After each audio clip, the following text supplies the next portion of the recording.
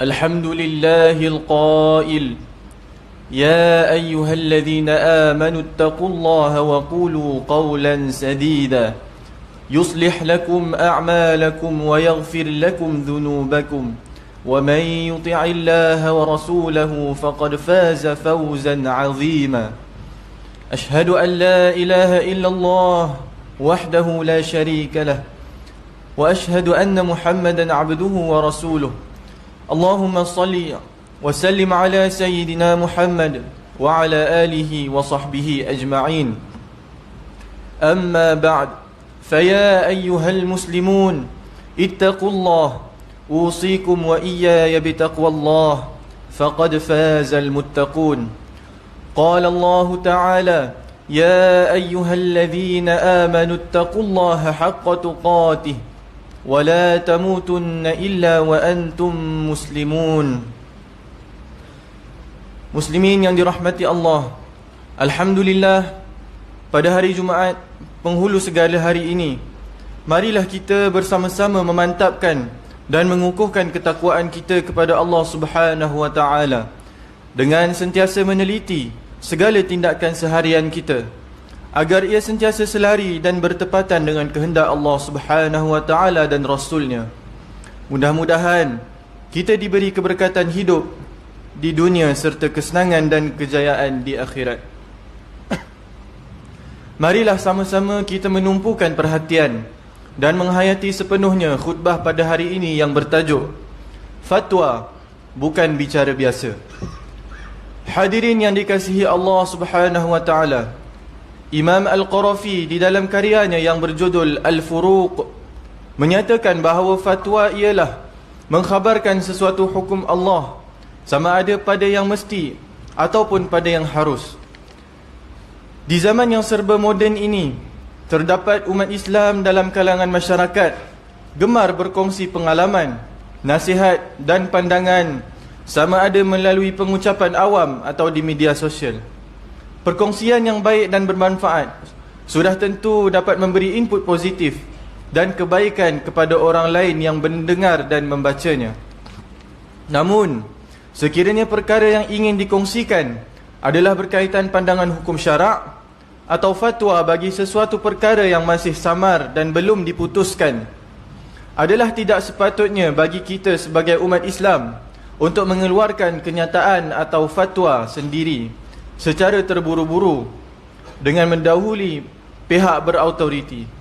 Lebih parah lagi jika pandangan yang dikeluarkan itu dilihat mempunyai kepentingan peribadi atau memberi kelebihan kepada kumpulan tertentu tanpa meraihkan maslahah kesatuan umat secara keseluruhan. Di negeri Selangor, fatwa dikeluarkan bukan atas dasar pandangan individu seorang mufti semata-mata. Bahkan ia dibuat secara berkesepakatan majoriti ahli jawatan kuasa fatwa negeri Selangor yang terdiri daripada para alim ulama dan mereka yang pakar dalam bidang masing-masing. Merujuk kepada enakmen pentadbiran agama Islam negeri Selangor 2003, Seksyen 48(2), apabila jawatan kuasa bercadang hendak membuat fatwa, mufti hendaklah memanggil suatu mesyuarat jawatan kuasa fatwa bagi maksud membincangkan fatwa yang dicadangkan itu. Berdasarkan enakmen ini, maka fatwa adalah keputusan secara kolektif daripada pandangan para alim ulama dan pakar-pakar bidang tertentu supaya keputusan yang dikeluarkan lebih tepat, seterusnya membawa kebaikan kepada umat Islam dan seluruh rakyat. Fatwa hendaklah membawa kepada kestabilan dan keamanan sesebuah negeri atau negara. Fatwa juga perlu bersifat menyelesaikan masalah dan merungkai persoalan yang timbul di tengah-tengah masyarakat. Sebaliknya, bukan fatwa sekiranya pandangan yang dibuat oleh golongan yang berkepentingan, ahli politik, pelampau agama, golongan sesat dan orang-orang jahil. Kebiasaannya akan menyebabkan perpecahan, keganasan, kekusutan serta mencetus kebimbangan kepada masyarakat. Hadirin Jumaat yang dikasihi Allah sekalian, dalam kitab Al-Faqih wal Mutafaqih, Khatib Al-Baghdadi menjelaskan bahawa terdapat beberapa syarat yang melayakkan seseorang Muslim untuk mengeluarkan fatwa. Antaranya baligh, berakal, adil dan dipercayai serta menguasai hukum syarak. Dalam menghuraikan maksud menguasai hukum syarak, terdapat empat syarat lagi yang perlu dipenuhi, iaitu memahami Al-Quran, menguasai sunnah Rasulullah sallallahu alaihi wasallam, mengetahui pandangan ulama terdahulu dan menguasai ilmu qiyas. Memahami Al-Quran bermaksud menguasai kefahaman berkaitan ayat-ayat hukum, sama ada ayat muhkamat, mutasyabihat, umum, khusus, mujmal, mufassar, nasakh dan mansukhnya. Manakala menguasai sunnah Rasulullah sallallahu alaihi wasallam pula bermakna memahami perkataan, perbuatan dan pengakuan Rasulullah sallallahu alaihi wasallam serta mengetahui status setiap riwayat dan sebab urut sesuatu hadis. Mengetahui pandangan ulama terdahulu bermaksud memahami ijma', iaitu kesepakatan ulama terdahulu, supaya dapat mengikuti jejak mereka dan mengetahui perkara yang diperselisihkan untuk tujuan berijtihad dengan penuh teliti dan tanggungjawab. Adapun menguasai ilmu qiyas adalah mahir dengan hukum asal, illah dan dalil, seterusnya mampu menentukan hukum kepada perkara-perkara baharu yang timbul. Mengeluarkan fatwa dan pandangan hukum syarak adalah satu tanggungjawab yang amat berat, dan ia bukanlah suatu perkara yang remeh serta tidak bernilai. Tidak hairanlah jika para ulama terdahulu seboleh-bolehnya akan mengelak daripada mengeluarkan fatwa selagi tidak diakui keahlian mereka dalam bidang tersebut. Menerusi kitab Sifat Al-Mufti wal Mustafti, Imam Malik bin Anas menyatakan, "Ma aftaitu hatta syahidali sab'una anni ahlun lidhalik." Aku tidak mengeluarkan fatwa sehingga 70 orang ahli ilmu mengakui kelayakanku pada urusan tersebut.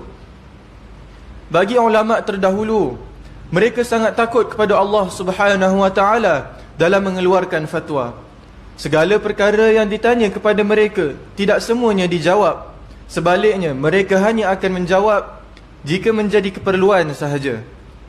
Rasa takut mereka kepada tanggungjawab mengeluarkan fatwa mendahului ketinggian ilmu yang mereka miliki. Mereka itulah orang-orang yang berilmu, yang digelar ulama, fuqaha dan murabbi ummah, yang perlu menjadi contoh tauladan kepada kita sehingga ke hari ini. Firman Allah Subhanahu wa taala dalam surah Fatir ayat 28, "Innama yakhshallaha min ibadihi al-ulama, innallaha azizun ghafur." Sebenarnya yang menaruh bimbang dan takut melanggar perintah Allah dari kalangan hamba-hambanya hanyalah orang-orang yang berilmu. Sesungguhnya Allah Maha Kuasa lagi Maha Pengampun.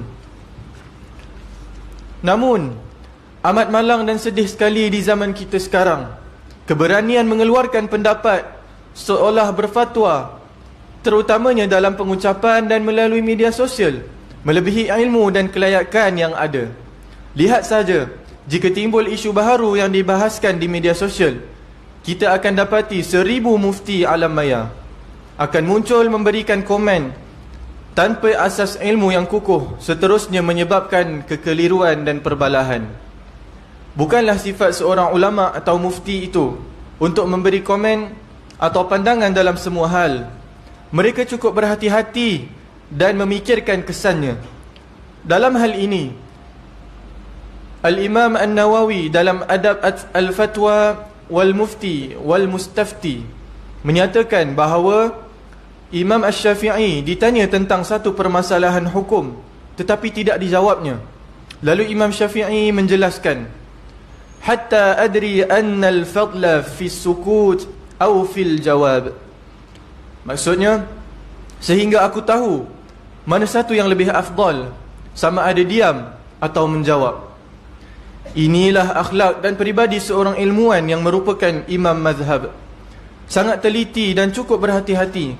Hal ini tidak berlaku sama sekali kepada seseorang yang tiada ilmu, akan sentiasa mengeluarkan fatwa segera terhadap semua isu, mendabik dada dengan pengetahuannya yang cetek, walaupun pada perkara yang tidak memberi kebaikan kepada umat Islam. Muslimin yang dirahmati Allah sekalian, fatwa atau pandangan hukum yang salah daripada orang yang jahil bukan sahaja memberikan kesan kepada orang yang mengeluarkan fatwa, bahkan ia akan merosakkan masyarakat. Dalam riwayat Jabir radhiyallahu anhu, beliau berkata yang bermaksud, kami keluar dalam satu perjalanan. Seorang lelaki dalam kalangan kami telah ditimpa batu, lalu cedera di kepalanya. Dia kemudian yang bermimpi sehingga keluar mani. Lalu dia bertanya kepada sahabat-sahabatnya, adakah bagiku kelonggaran untuk bertayamum? Mereka menjawab, kami tidak dapati untuk engkau kelonggaran sedangkan engkau mampu menggunakan air. Maka dia pun mandi dan akibatnya dia telah mati. Apabila kami datang kepada Nabi SAW dan baginda memberitahu hal tersebut, baginda bersabda, qataluhu qatalahumullah, ala sa'alu idh lam ya'lamu fa innama shifa'ul ayyis su'al. Maksudnya, mereka telah membunuhnya, semoga Allah membunuh mereka. Mengapa tidak mereka bertanya jika mereka tidak tahu? Ubat bagi kejahilan itu adalah dengan bertanya. Hadis riwayat Abu Daud. Demikianlah kesan atau musibah yang akan dihadapi oleh umat Islam jika masing-masing kurang bertanya kepada ahlinya, sebaliknya berlumba-lumba mengeluarkan fatwa tanpa ilmu. Kesan daripada tindakan dan pertuturan mendahului ilmu dan pemikiran.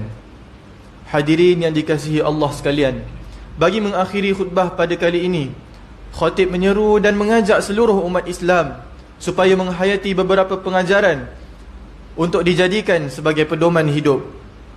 Yang pertama, fatwa bukanlah bicara biasa yang boleh dikeluarkan oleh sesiapa sahaja.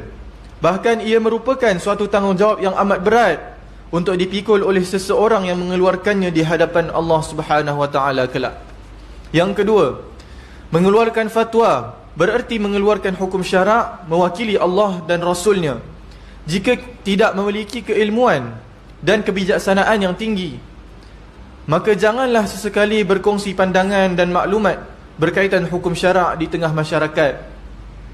Yang ketiga, tingkatkan ilmu agama dalam diri masing-masing dan mereka yang berada di bawah jagaan kita, kerana dengan ilmu akan menyebabkan kita lebih berhati-hati ketika mengeluarkan sebarang kenyataan dan pandangan, serta dapat menjauhkan kita daripada terpengaruh dengan pandangan yang salah.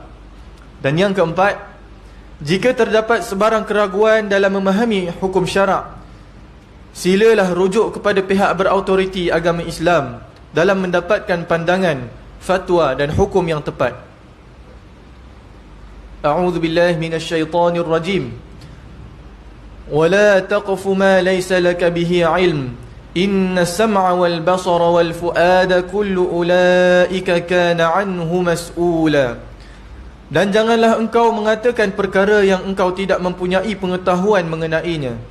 Sesungguhnya pendengaran dan penglihatan serta hati, semua anggota-anggota itu tetap akan ditanya tentang apa yang dilakukannya. Surah Al-Isra ayat 36. Barakallahu li wa lakum fil Qur'anil azim wa nafa'ani wa iyyakum bima fihi minal ayati wa dzikril hakim wa taqabbala minni wa minkum tilawatah innahu huwas sami'ul alim. Aqulu qawli hadha wa astaghfirullahal azim li wa lakum wa lisairil muslimina wal muslimat fastaghfiruhu innahu huwal ghafurur rahim.